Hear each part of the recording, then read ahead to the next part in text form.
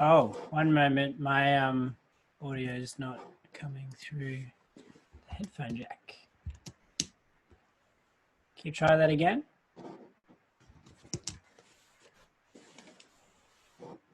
Output.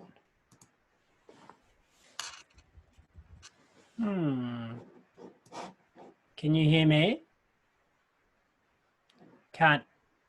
I can't hear you, so which is strange. There we go. Okay, Max. Good, I can hear you. Okay, that's sort of okay. I'm filming now. Okay. All right, that's pretty quick. Okay, so I'm trying this new way. I've always have these conferences. I don't know Zoom that well.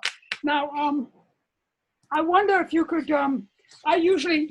I've interviewed some people who are dream group leaders. You're the first one I've ever interviewed who's not a dream group leader but wants to become one or might become one. So I thought it'd be interesting to talk to you.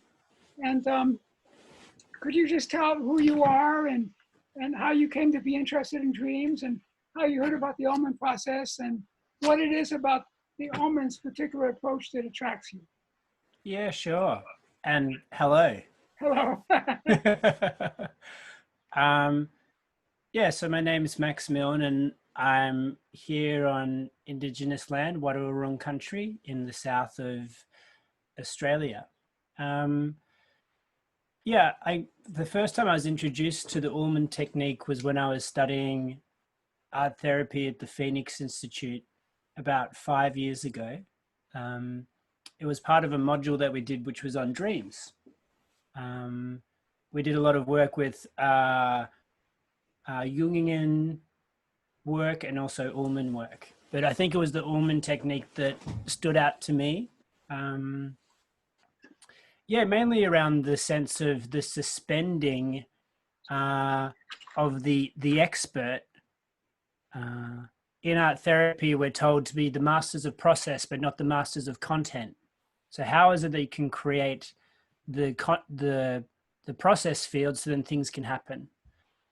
And the reason why I'm interested in Ullman now is because it also includes a lot of interpersonal skills. You have to learn how to listen.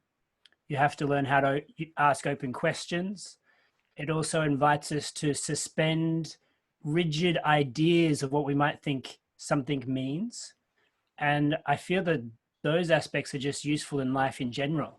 And to do the Ullman process in its true flavor, I think it needs to incorporate those skills. And there are not a lot of skills that are kind of practiced in our interpersonal group ways of being. Yeah, so I've led groups quite a lot throughout my life in different capacities as an educator and upper education as in photography. The last couple of years I led under 35 group at the Melbourne Buddhist Centre. And yeah, most of my art projects have been about group-based inquiries, how to develop a process that people go through to tell their story, to perform. And I feel like Ullman technique has this really solid structure that incorporates a lot of things that I'm interested in. Well, you have a very good understanding already of the Ullman process. The things you say are the important things. And I think that is the magic of the Ullman process is that it keeps the ego, the judging ego, out of the process for the longest time. And it really lets the other side of us come through, the other side of the dreamer and all of us. Yes. And that's what's so refreshing about it. Yeah. I think you hit it on the head. Yeah, and I've been so inspired by a lot of your writing that you have on the internet that you so gracefully have shared publicly and gone through and summarized that and distilled it down further just to get more of a handle. Yeah, so I've appreciated that your approach and maybe the approach of the Ullman technique in general, I'm interested to know from you, is that it's this kind of democratic process, but it's also a democratic process of sharing the process. It's not kept in a gilded cage that you have to pay to get access to or something. Well, Does that be true to you? Yeah, that's a lot of people who lead Ullman dream groups, they do charge in America, especially. And but for me, that is very true for me. I feel it's so special to have this, something you don't have to pay for. You know, among the Buddhists, the early Buddhists, there was they forbid the monks to do anything for pay. It was against their practice, because the idea is that they're serving something higher than that. Yeah. And I feel that what we're doing in the Ullman process is the same thing. And my wife differs from me. She said, "Oh, people will not be serious unless they pay."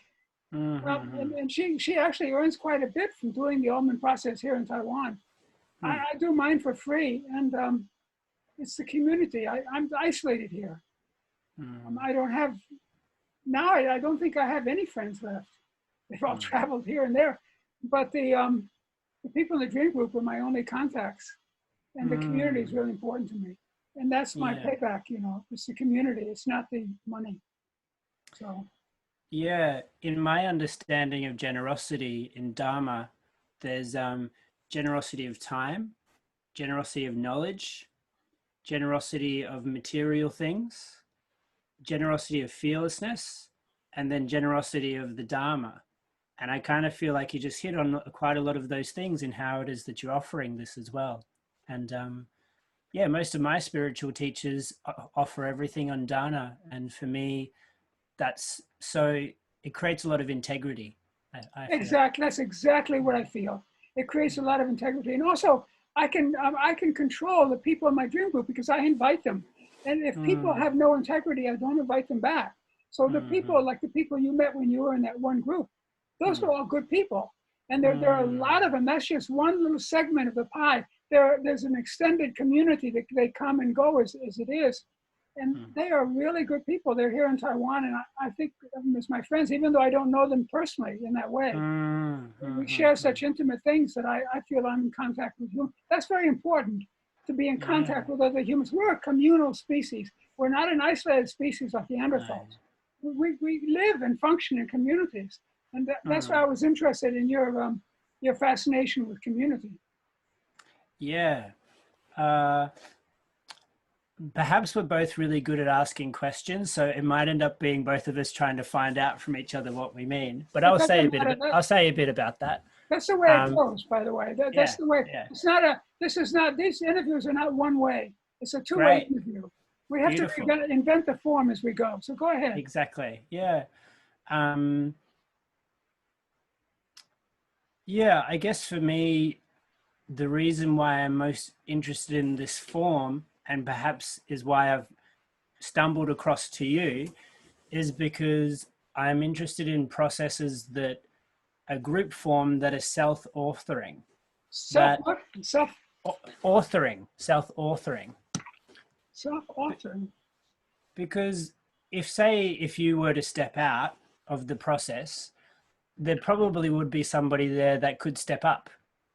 So my idea is that if I can work with people to educate and to offer, and that if I don't exist anymore, the capacities are still, they're in the form and the system. It's not a personality thing. It's not about me leading the thing. It's about being able to provide for others. Like the tool builds a new inner capacity. No, I know exactly what you mean. And that was my hope. I had a wonderful dream group in New York City.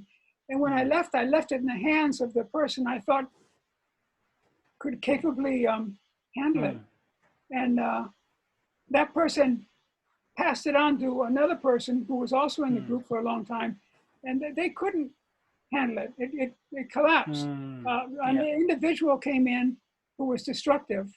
And they didn't have the, they couldn't exclude her because she was a friend of the woman where they were holding the group. Yes, and it's just, and they never found another place and it died. And so I was very disappointed. And I found that the truth is, I mean, what I say is this, what you say is exactly true. This is a process. Anybody could be the leader and take over and carry it on. But people, most people, sadly, this is sad, don't seem to have that capability. They're interested very much in themselves. And I see it as something ongoing, like a large tree, like a redwood that's going to keep growing. Yeah. But in all the years I've been in Taiwan, there are only 2 people who are leading Ullman Dream Groups as a result of me. One is Liz in London. She's a British person in London. She passed through here and was in these dream groups, and she went there and did it. Yeah. And the other is Lisa, who's Taiwanese, but she's in Los Angeles. There's no one in all of Taiwan who's doing it. Yeah. I've tried to encourage so many there are really good people in these dream groups who are really capable with the process. I've tried so hard to encourage them. One of them in Chinshu, she started up a group, but it didn't last. These I don't know what to say. It requires a certain something special. Not everybody can do it. Not everybody. It's a lot of work, and people cancel. There are disappointments. I can't tell you how many times I thought, well, I'm just going to give it up, you know. Yeah. And somehow it just goes on. I really believe in it for the same reasons you say. Yeah. I'm interested about you know, certain waves of psychology come through, and they have a phase, and then it evolves to something. But I'm wondering, what's your perspective on the Ullman technique? Because you mentioned in the Nordic countries that it's the older generation that, well, I don't know much about that, but I'm wondering, at what state do you think the Ullman technique is in internationally, or is there something that's kind of come to take its place, do you think? Well, first of all, the Ullman method is not psychology. We don't deal with psychology. It's not counseling. It's not psychology. It's really something special in my eye, because I really, I've spent a long time practicing Zen meditation, and I really admire the writing of the early Chinese Taoists, especially Chuang Tzu and Lao Tzu, those people. Not the Confucius, but the Taoists. And I feel that what we do in the dream group, now Montague Ullman had no connection at all with any of this. He had no knowledge of Eastern mysticism or Eastern religion or philosophy at all. I feel what we do in the dream group is the same thing the Taoists did. It has to do with, they did it by walking through the wilderness, long walks, or by meditating. And it has to do with self-realization, discovery of self, honesty, truthfulness, and also the willingness to look at something outside the ego, such as nature. When you meditate, actually, if you're sitting in a cross-legged position, it's painful. And if you stay in the ego, you're living in pain. You have to learn how to get out of the ego. And the way to get out of the ego is to start noticing. You're sitting there, you're in pain, and you start noticing your breath.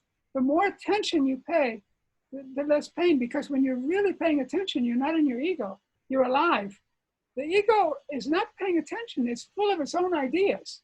It's got all these ideas, all these psychologies and all these dogmas and all these things cooked up. And it's like the left brain playing with them, putting each in its box. Meditation or dreams is something completely different. And I feel the Ullman method is really important. I think it's a thing of the future. I just think that that's why one reason I was interested in you coming into this, you know, especially some of the things you mentioned about community, meditation, these different things you mentioned. These are the very things that attract me to it. A lot of the people in Scandinavia, they're very good at the dream work, the Ullman dream method. To my knowledge, almost every one of them is a psychotherapist. And they use this, but they use it in a certain way. And they comprise, especially in Sweden, a group of aging people. Like people, they're all my age, you know. And when these people die out, it's going to die out. The group work is going to die out. Here in Taiwan, it's different. So because I do it at the university with undergraduates, I've attracted younger people. I like younger people more than older people. I find them more alive, they're more free thinking, Their bodies are more beautiful. I like younger people. And so I feel an old person with younger people, I think it's a good fit. I get younger, they get older. It's a good fit. But in Taiwan, the people I work with are younger, but they're beginning their lives and careers, and one wants to be an artist, another wants to be a dancer, another wants to be a singer, another wants to be a psychologist, and so they go away. It's like an empty nest syndrome. I don't develop it. The process develops these beautiful people, and then they flee and go away. Yeah. And that's one nice thing about this virus is it came along, and I had to go online, and a lot of the people that went away came back. And a lot of the people you met that one time you were in, they were people who'd gone away to another country, and now they can come back to the group. And I find that they've kept improving after they went away. They're really good people. It's not me. And I deteriorated. I mean, when I was younger, I was hot. I was really good. Now I'm average. I'm no better than anybody else. Maybe not as good as a lot of people. But these other people in the group are really good. They're impressive. And I like to see that. I like to develop that. And but the disappointment has been that none of these young people have formed dream groups. In Sweden, they're forming dream groups. In Finland, they're forming dream groups. They're older, but they're forming dream groups. Here, they're younger, but they're not forming dream groups. So I don't know. It's like a lose-lose situation. I don't know. My reframe on all of that would be to say that something will probably sink in when somebody's young and has large aspirations, and it will be part of them.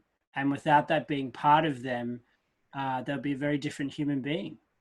So it mightn't be that they mightn't create that thing, but they might come back to it. It will inform them in ways that beyond, as you said to me, you ended up teaching in Taiwan because things just happen that way. Yeah. So because of that influence of you, I think it could have it'll have impact beyond what you see immediately. This happened with Liz. She went away and then she came back into the process. Now, I remember contacting her years ago and suggested, why aren't you doing a dream group? And she said, oh, here in England, you can't do that if you don't have a degree in psychology, Her idea was that people won't accept it. And even Lisa in Los Angeles, she said to me, oh, and people accuse me that I'm not using the real Ullman method. Well, of course, that's bullshit with Lisa because I trained Lisa and Montague Ullman trained me. And Lisa is using the actual Ullman method. In California, they have all kind of cockamamie methods that they mix it in with, and they think it's real. It's not real. But the point is that people are afraid. They think, oh, I'm not real. I'm not authentic.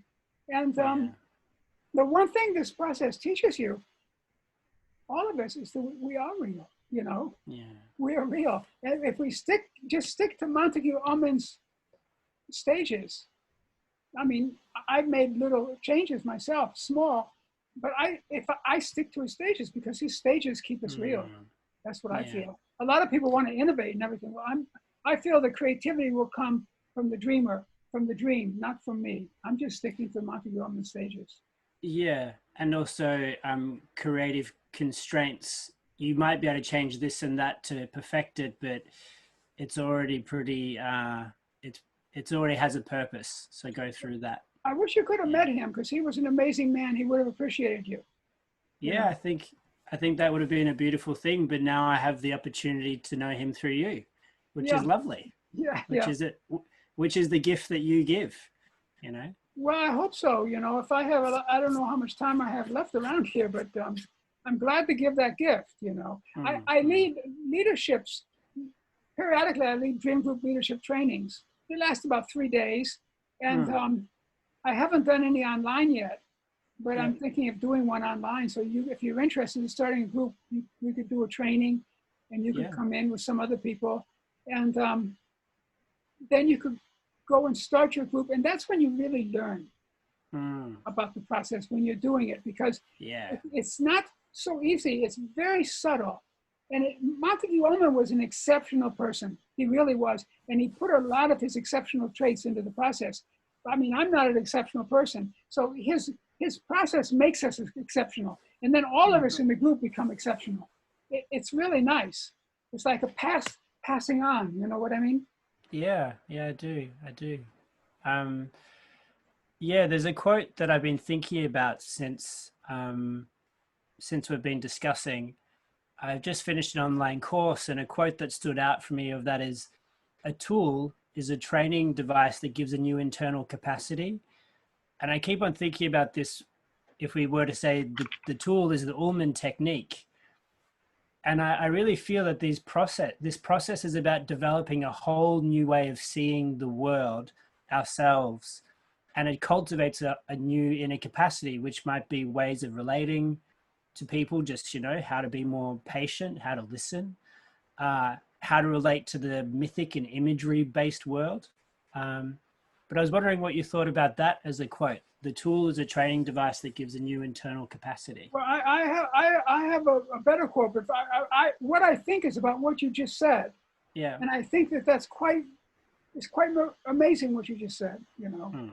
Um, it's really true, and not that many people realize that. You know, Yeah. The quote I have is when I had I mentioned this in my second book. I had a dream. I used to lead a meditation group every Saturday at the Chinese Zen Meditation Center in New York, Elmhurst, Queens. And one Saturday morning, I woke up with a dream about the monk, my favorite monk, a sweet, sweet, wonderful, wise person. And when I got to the center, I knocked on the door, and he was the one that opened. And I said, "Guayurencha," I said, "I dreamt about you last night." And he beamed. He said, "What did you dream?" I said, "I dreamed you taught me the highest method." Wow. And he laughed. And he said, "The highest method is no method at all." And I think that is so wise, so very wise. And sometimes in the Ullman Dream Group, something happens, and either me or somebody else, we fly out of the process and we start doing something. I don't know what it is.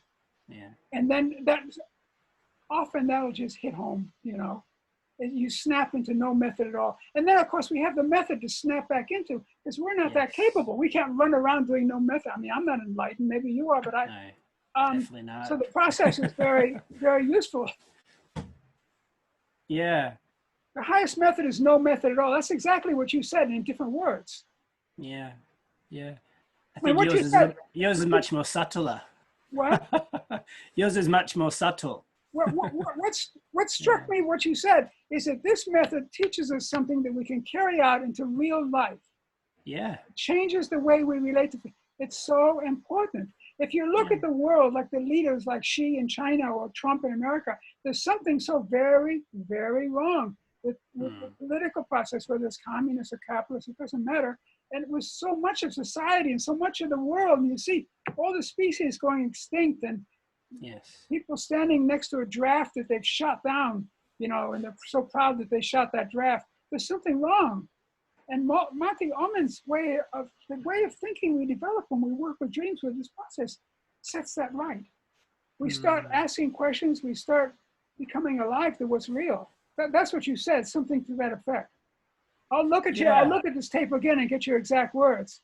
Sure, yeah. I'll send you the quote afterwards. I have it written down. I have another question, and it's kind of an open thought. And I wonder how much you think that dreams make it accessible for people to look at themselves and work with themselves, because it's not, for example, last night I yelled at my partner. It's last night I had a dream and I yelled at my partner. So kind of, because I think dreams in our culture have been depersonalized. They're these crazy things that happen, and we tell our friends about them, you would never believe this happened. Like, how much more do you think, because it's a dream, that people find it possible to access, rather than say go to a psychotherapist about their personal problems, they can be in this dream group with the dream because it's kind of unreal? Well, the thing is that everybody everywhere, especially Buddhists, think that dreams are unreal. But the fact is, it's Say what you mean by unreal. What do you mean by unreal? Because that's such an interesting word, unreal. Well, unreal, the Buddhists think dreams are illusion. Here, let me tell you a story. I always mention this. the story of the emperor, you know, the emperor with no clothes, you know that story, right? Yes. Yeah. And the emperor is marching naked down the street. Everybody's saying, oh, what a beautiful garment he has. You know, no, they don't want other people to see that they're not worthy of their position. And one little child says, Mommy, Mommy, look, the emperor has no clothes. Yeah. That's real. What the people are doing is unreal. And so much of our conscious life when we're awake, we're not really being true or truthful or honest to who we really are. Or we're not really mobilizing the whole toolkit of our capabilities. We have so much more, you know what I mean? There's so much more to us. And the dream mobilizes all that. And the reason the dream is so important, the dream is a mirror. It is real. It is the real truth. It's a mirror, only it's not in our language. It's in metaphor. Now, you couldn't appreciate this in the dream we had when you came to the group, because that was the weirdest dream. The whole situation was so weird. It was perfect. It was a perfect introduction. Why do you say that? Yeah. What's that? Why do you say that? Well, because I think it's important when we have an ideal of something and then we meet the reality of what people may perceive a dream workshop to be. Exactly. And that's going to be a reality that I will need to work through and work with, and to see that and to learn from it. Yeah. On the dream where, you know, there was some language barriers. There was also, the dream was very short. And I think maybe the dreamer had a preconceived notion and thought that she was coming there to get approval for it or something. I don't know if that's true, but that's partly my interpretation of it. Well, she was, I think. Or to get affirmed. She was coming to the group. So, you know, that dreamer, I never would have a dreamer like that in this special elite group. But one of the best dream people I know over in Chile now, she's in Chile, she's Taiwanese, and she recommended this, this is her friend. And so I let that girl into the group. The first time she was quiet, the second time she came with this little tiny dream. And yeah, she did have all kinds of preconceptions. Mixed in with a dream, she told us about her Buddhist group, how everybody's trying to convince her to get married, you know. Everybody in Taiwan wants a young girl to get married and have babies. She's got married, they want to convince her to have a baby. It was really interesting, and I think it was actually very helpful and informative, and you know, that's going to happen. Yeah, that's going to happen. That's going to happen. She was very, very honest and open. That's the thing. Yeah, she was. That's the thing needed. And when you have that, something happens, you know. Anyway, so let me see. Did you have? Is there anything else you wanted to ask, or did that? Let me see. I was going to ask you a few things. Ask me a question. Well, I think you've answered them. Creativity. You said something, but you have an interest in creativity, and you want to say something about. Now you seem to connect creativity, like I do too, but now I don't see other people who do it. You connect creativity with Buddhism and with dreams, and that's like a three-pronged thing. Could you say anything about that? Yeah,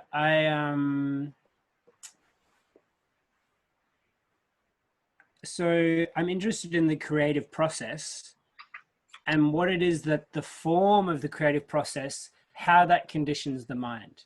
So if I go and study at art school, they'll have a method and I'll learn that method. And because of that, it also includes a worldview.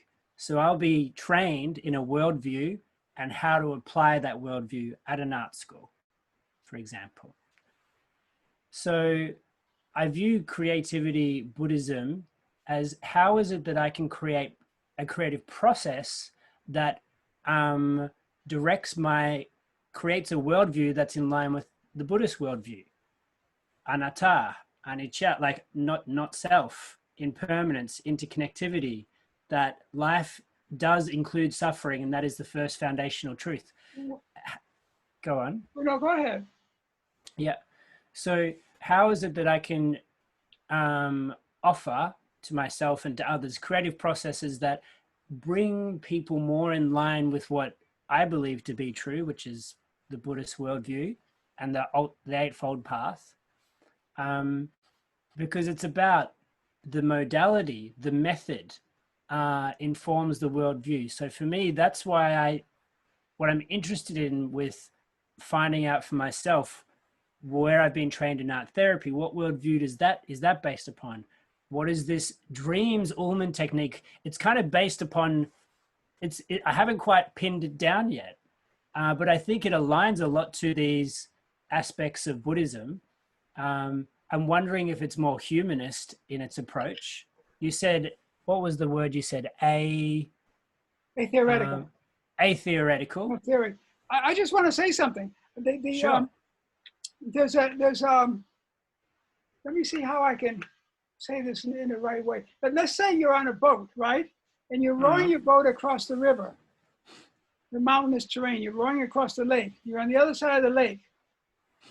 And you pull the boat up, put it by a tree or something. Now, do you carry the boat up the mountain with you? No, it's the raft that gets you to the other side. Well, right. In other words, you have dropped the boat. And the essence of Buddhism, when Guo said the highest method is no method, in the end, you drop the method, you know. And the thing is, where it doesn't, meditation is the method. I mean, I still meditate. I'll meditate all my life. I'm not some enlightened person that's just going to drop meditation. But one great Buddha said, we don't meditate to get enlightened. We meditate because we are enlightened. Think about that. That turns it around. And where these things come from, that you're asking, where does this come from? Where does it, Buddhism answers that. And dreams answer that too. And creativity answers that too. They come from nothing. They spring out of nothing. And there's a famous, what do they call these physicists that, there's a famous physicist that has a theory about that. And he was a friend of Montague Ullman. And he actually has an experiment where he shows how something can come out of nothing and go back into nothing. And that's what happens with our creativity. It comes out of nothing. But in order for that nothing to be fertile, we have to take everything in. Do you know what I mean? Yeah. And so the dream is like that. We have the dream and we have these various pieces that don't seem to make sense. Then all of a sudden, and it's by a creative process, it comes together and it makes sense. Yeah. Yes. And Buddhism is like that too. All these things, like in my second book, I have a long chapter about how I gave up all those different ideas in Buddhism because I found that it was all happening spontaneously because of meditation. And I think that's the thing, is not to cling to a method, not to cling to the way, not to cling to the path. When you've gone, Krishnamurti said, truth is a pathless land. You've gone beyond the path into the actual truth. Yeah, I resonate with a lot of that for sure. Yes. I think of it on two spectrums. That this is how I think of the Ullman technique, and why people in Taiwan might say dreams are just illusory, we need to get beyond them, or the path is pathless. In these techniques, I believe it's about, and I'm not scholarly in Buddhism at all, but this is just what from my experience, I think about it, that we're trying to integrate ourselves enough, like the mundane aspect of ourselves. I'm still Max, but I'm not Max. Integrate ourselves enough to be positive enough, to be together enough, to explore our dreams, to know ourselves more fully. And then that gives us something that we can transcend. But to jump just to this transcending aspect, in my experience, it misses something. And I feel for me, the Ullman technique allows that integration process, but also something larger to come through. Something else can come through. What I've done in the second book, and also in the first one, but more in the second, the first one tells how to do the process. The second one tells why we do it. And it comes through. It comes through in dreams. All we need to do is attend to our dream and what's been going on in our life, and it'll come through. A message, our mind is flipped around and we see things in a different way. Now, it can be in a very trivial thing. Should I still like that boy? or should I not like him? So that's very, Yeah. seems very trivial, but it's important to develop that capability, because then you Mm. can use it in the future for something that's not trivial. It's a Mm. creative capability. I think one of the English poets had a word for it. I forgot the phrase he used, but it's just a, I think he called it negative. I forgot his phrase. Negative, negative capability. Yeah. That's what he called it. Yeah. And Yeah. that's a technique in meditation too. It's called, I think it's called neti neti. You meditate and you think, oh, I'm doing it. It's this. Then no, it's not this. You Mm. drop this, and then something else happens. You say, no, it's not this, and you keep going like that until finally there's nothing there to drop. You're in it, Mm. and it's a beautiful feeling. It's an emptiness, and out Mm. of that emptiness comes a fullness. When you come out of the meditation, the flowers, the colors are bright. Everything is alive. You realize that things are much more than you thought. Yeah. And I think in a way that happens with dreams too, not with the Mm. colors and everything, but our awareness grows and our connectivity, our community grows because we experience this together in a group. Yes. Yeah, which is in, I think that that's so important. Um, yeah, I went through and just looked at some other quotes that I felt kind of resonated. And there's one I wanted to share from an art therapist um, that I kind of feel resonates. Um, so here it goes. It describes art as a powerful tool, but if you just replace art with dreams, it it accesses the unconscious and gets behind the defenses and survival strategies and allows people to develop insight. It's powerful because it allows people to reach their own insights based upon their own work. And I just thought, to me, I'm like, oh, it really hits home about Oh what it yes, is yes, that dreams are about. It's uh yeah, I'm very inspired because as we've said, everybody dreams. Um everybody already has that. It's part of being human. exactly. And I think people miss that. I think people They miss dismiss it. it. They miss it. It's Right. missed. And this technique can bring people together to share love, to share connection, to share understanding, build skills, build a capacity to suspend an idea of what something means Exactly. and do it with a group. And I think if there's anything that we need at the moment is more tools of how to be together. And that's why I want to learn more about this and offer it to more But people. what you say is very true. And the Buddha, in his last years, he was had a group of people there, and he was somewhere. Ananda, I think, was the one who wrote down everything he said. Ananda came up to him. He said, "Master," he said, "if I understand you right, you say that sangha is a very important thing, the community." Friendship. And the Buddha said, Yeah. "No, you got it wrong, Ananda. Sangha is not a very important thing. Sangha is the most important thing." It's Now the that whole path. Yeah. it's the Dharma, Sangha, Buddha. But the Sangha Yeah. means the community of people. Mm. In other words, this is not something you do alone. So often we do something alone and we lapse back. Mm. We lapse. But when the group can fortify each other, and we're doing it together, and we're reinforcing one another in this truthfulness, this depth, this honesty, this realization of who we really are, what we're really about. And when it happens to one person, it's contagious. It's like the COVID. People catch it, They catch Yeah. this mini enlightenment from each other. Now, what you said about that we've lost this capacity, D.H. Lawrence wrote a lot, and he had this term, lapsing back. He used that term. He meant that we need to go back to an earlier stage and pick up something that we've lost and bring it forward. And I really resonate with that. And I feel that what we've lost, one thing we've lost is real community, People say in the dream groups in the university, the undergraduates say, I've shared things with you people, she'll say, that I haven't even told my own family. Mm. You know, in other words, even a family is not a sufficient community these days. Yeah. You can't be honest with a family even, you know. But in the Yes. dream group, you can be honest and truthful. Nobody's going to judge you because the essence of this process is that it's non-judgmental. We're not going to say, "Oh, you're a bad." Exactly. Yeah, and you have the final interpretation. There's no mansplaining going on here, you know? You know, the dreamer interprets the dream. If the dreamer doesn't, the dreamer, right? The dreamer is the one. Only the dreamer can know what Mm. their own dream. And I mean, honest to God, so many times we see this clearly again and again and again. Is that without the dreamer speaking up, none of us would have known what in the world this strange dream is about. But the dreamer.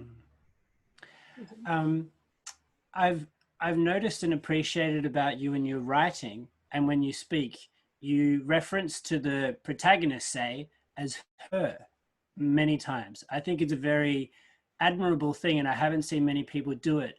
Can you just say when it is that you had a moment of, yes, that's something that I want to do, Well, or what brought that about for you? well, that's not original with me. That's not. Don't give me credit for that. Montague Ullman did that, and he did that in his books. And he said, "I'm using Mm, the female pronoun." He said because most people who come to my dream group are women, and that's true for me too. Now it's yeah. changing now. Men are becoming more. You find men like you these days, but in the past, I Mm, think you didn't. You found more men like Donald Trump or somebody like that with their big ego. You know, but most people in my dream groups in the mm. university and the community are women. And you see, I think in our online dream group, I think most of those were women that one time you were joined. Except for one other. There was 3 men and maybe 7 women, I think. Yeah. Yeah, most are women. And so Montague Ullman used she. And that was a big departure back in those days. Mm, And I just thought, well, he's right. And so I use she. I mean, I don't like to use his or her. You know what I mean? I feel I'm not a politically correct person. But mm. I feel that it's the truth. Most people we're usually talking about a woman, you know. So I use she, Interesting. and also I think Yeah. it throws away our. We have this wrong attitude about women, and you know, and it's important to do something to get rid of those attitudes. You know, Yeah. Interesting. that's why I do it. But it's for Monte Roman, not for me. Yeah. Well, and on that, when I emailed you, you responded to me and were very encouraging. The voice was, well, if you want to do something, just give it a go. And I'm also curious on that for yourself. You know, a lot of people, as you have expressed, have said, well, I'm not an expert. I haven't studied. I don't have a title to be able to do this. Is there somebody in your history that has offered and encouraged you to just work with the capacity that you have? Or is that just something that you just went and did when it comes to offering to the I public? don't think any of us go and do this. I don't know, but I think we learn from people. And Mm, one person that really affected me when I was young, I grew up in Cuba, was the hired hand on our farm. His name was Abuelito. And my mother had taken us down to this forest down in the southern part of the island. And I collected orchids back then. And I was collecting orchids. And she sat under some tree. It turned out it was a deadly poisonous tree. And mm, she started swelling up. She was going to die. And Abuelito, it turned out, was an apprentice curandero. He was a shaman. And he mm, gathered these herbs and things. And this man had never been, I think he went to third grade. He'd only been to third grade. He was an unschooled individual. He mm, gathered the herbs and everything. The doctor in town told my mother, I don't know what it is. Just go home, you'll get better. And she was mm, dying. And he came and he healed her with these herbs and roots. mm, And I realized all this crap about education. I mean, I like to be around universities. I like educated people. I like smart people. mm, But in a way, it's crap because mm. there's something we have in us that's innate. It's underneath. You can't imply, you can't put it on the person. It has to come out from inside the person. And Yeah. Abuelito was like that. And I was like that, I think, with dreams. Mm, Montague Ullman recognized it. The only trouble, I was like a wild horse. I've seen people like me since then. I've run across them. And they're the type of people that that fashion themselves to be psychics of some sort, and they'll tell people what their dreams mean. And when you do this, the people are shocked. Oh, wow, you can see into my mind. But it's not the right way to do dreams. You have to ask the dreamer. You have to include the dreamer and other people. Montague Ullman's method is far superior. And I think he must have had it in him too. His mother and his father, they were Jewish in New York. They wanted him to be a doctor, you know, make a lot of money, be a doctor. And on the sly, he pursued seances and things like that. And he was interested in ESP and mystical things. And there's something natural in some people that it just comes out of them in some way. I think it's important when we see that to get aside and encourage it. And have to subject it to reasoning, you know, because a lot of bullshit can come out with people too. A lot of fake stuff, crazy stuff, but a lot of wise stuff is in there. And so you have to subject it to reasoning, but the creative process is first you get out of the way and let it come out. Then when it's out, if you see it's good, then you subject it to reasoning and you rearrange it and pick the best parts. I love the story. I felt like I could smell the temperature of the air and your mother and you being so affected by that. And oh, you read that story? No, just hearing you now, I really had a really, it seems like it's such a core story for you as well. Like it's such a central story in your life. And Mr. Rogers, I don't know if you know of him, the children's entertainer, Mr. Rogers. I do know of him, but I don't know much about him. He spoke about the bedrock of us is very good stuff, that we don't have to really so much worry. He's such an inspiration for me as well. And just when you were sharing about that sense of, the core essence there is already of the nature. It just needs something to get out of the way. Exactly. That's exactly the truth. And Montague Ullman called it our incorruptible core of being. And I saw you write that. I highlighted that. It was so strong. When he worked with anyone's dream, he found this come out. And that's what, that's the difference between psychotherapy and what we do. Psychotherapy they're usually investigating what's wrong with the dreamer. I mean, Freud's a perfect example. But we're not, we're the opposite. When we work with dreams, we're looking to uncover the incorruptible core being from the dreamer. We're looking for what's right in the dreamer. And once the dreamer finds what's right in himself, he can settle everything up by without any outside meddling. You know what I mean? People don't need our help. So the undergraduates don't realize this. They think, this is the problem. That's what's wrong. They don't realize the dreamer does not need our advice. They don't. So it's right. You're very, very observant. Let me see if I had another question.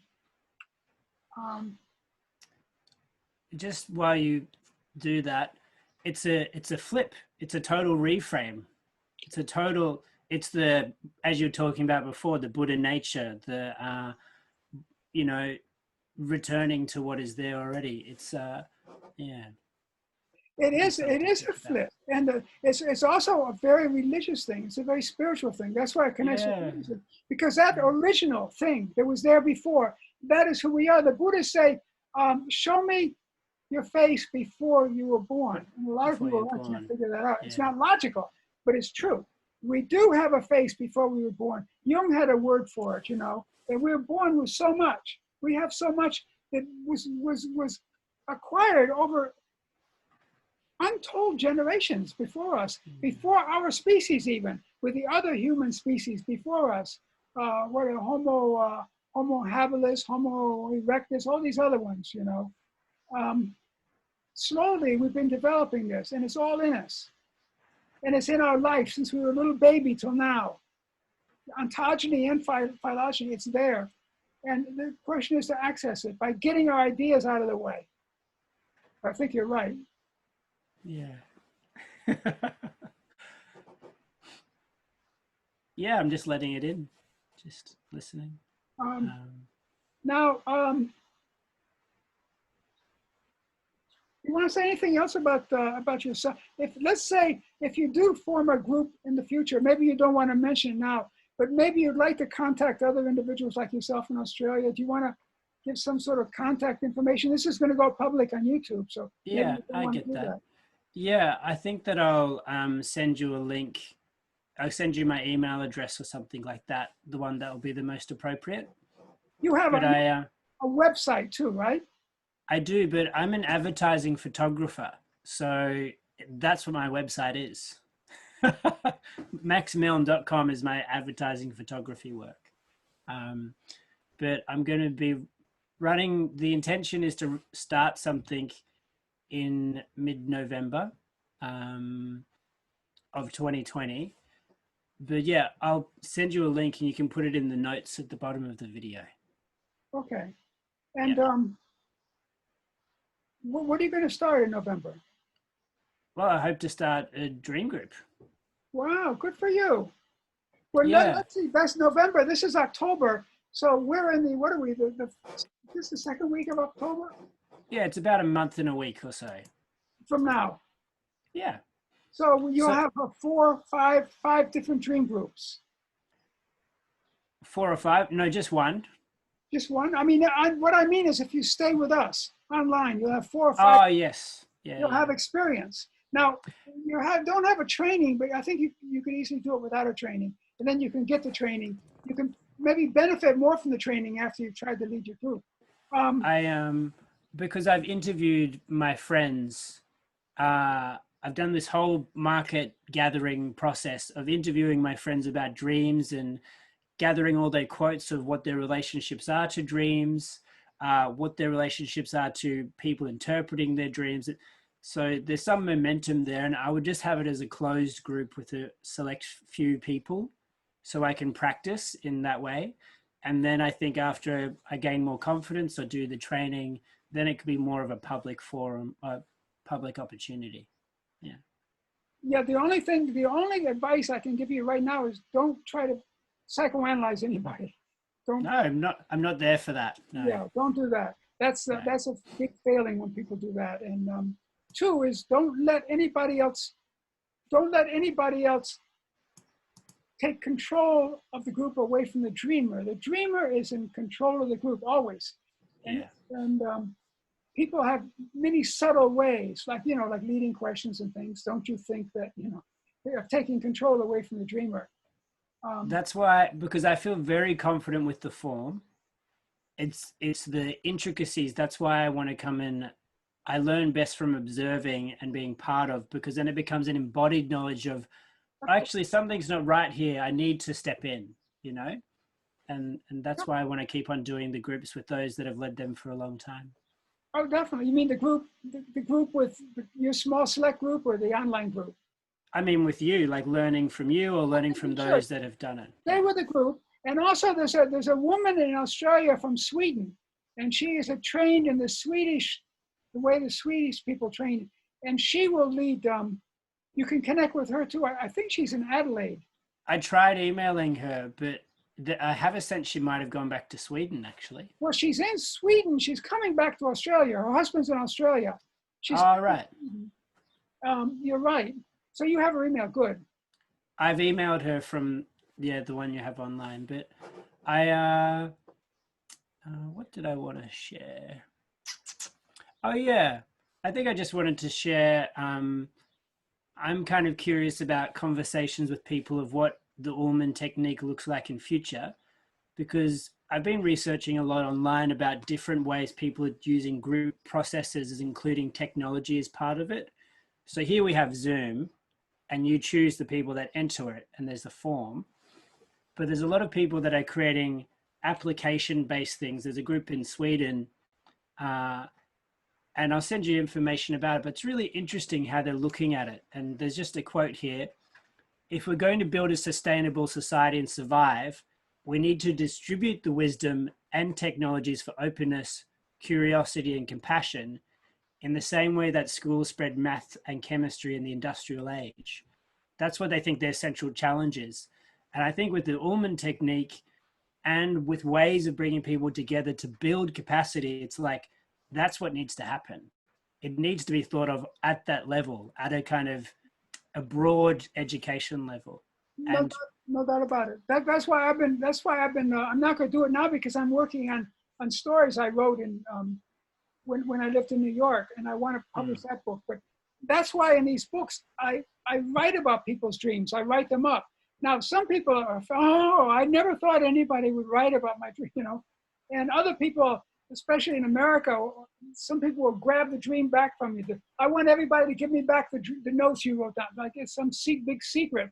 And because of that, now Montague Ullman had a very strong policy, said everything that happens here is confidential. It's not to be told outside the group. Now in Taiwan, people are huge gossips. This is a culture of gossips.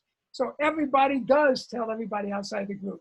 So I just tell people, don't say anything in the group that you don't want other people to know, you know, just keep it secret. You know, we don't need to know all those things for you to figure out the dream. And even, go ahead. Sorry.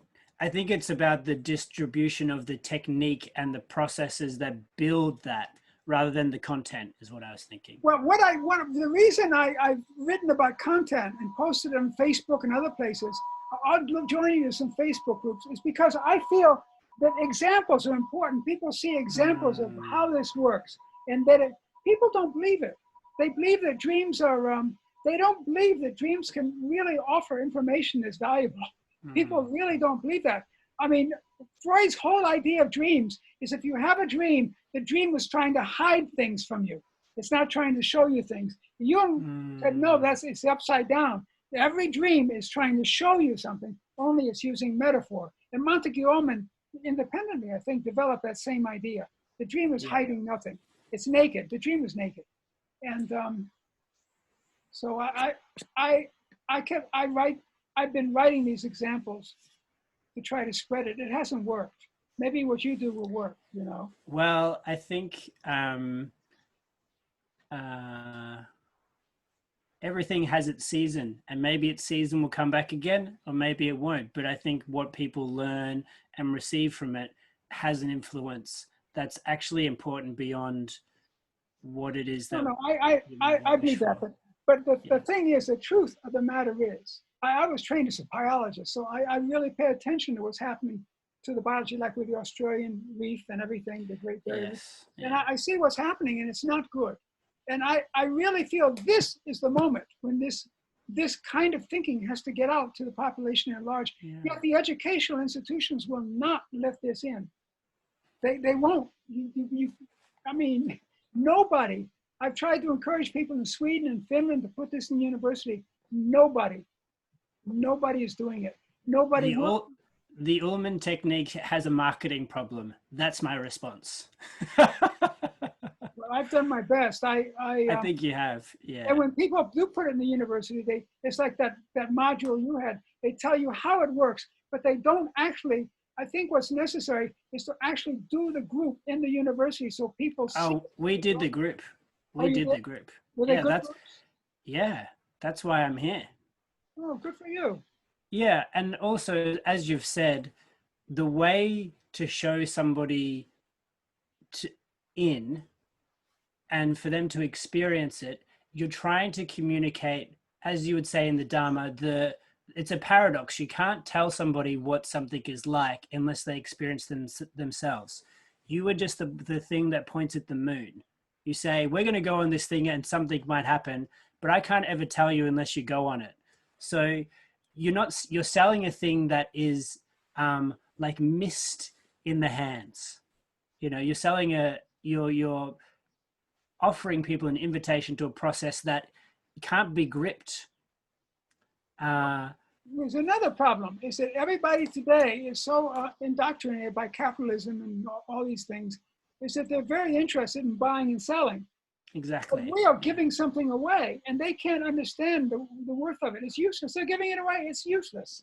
This is of no value. You know what I mean? They cannot understand that there's something that needs to be given away today, and that needs to be spread. They can't understand that. It goes against the mind of this age, which is a destructive mind. It's destroying the planet and our community and our societies and our psychologies, you know. I agree. Yeah.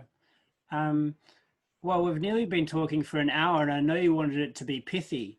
So perhaps this is our departure moment. What do you think? I think you're right. Okay, so I'm going to click us off, and I think you had you. I just want to say before we leave, you're full of many very good ideas. All right, one thing I wanted to tell you: are you writing? Are you a writer at all?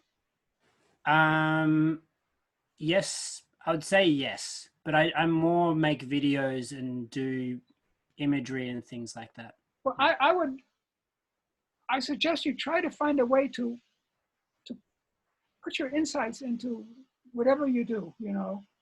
Um, Hmm. because they'll change, but you start in a good place. You might lose this, and then you go back and you find it. I was this morning before this thing, I was working on a story that I wrote many years ago, and Hmm. I was perfecting it to publish it. And as I went through it, at a certain point, I started crying. I'd forgotten. Hmm. You know what I mean? Yeah, I I'd know. forgotten what I was and that's what happens to us. So be sure to Oh, record your progress. it's very beautiful to hear that because I see you looking at yourself back then and going, "You had it. Just keep going." And I've received your encouragement, and it's very beautiful. So I appreciate it a lot. Okay, I'm going to close off now. Okay. Yeah, fair enough. Bye now. Okay.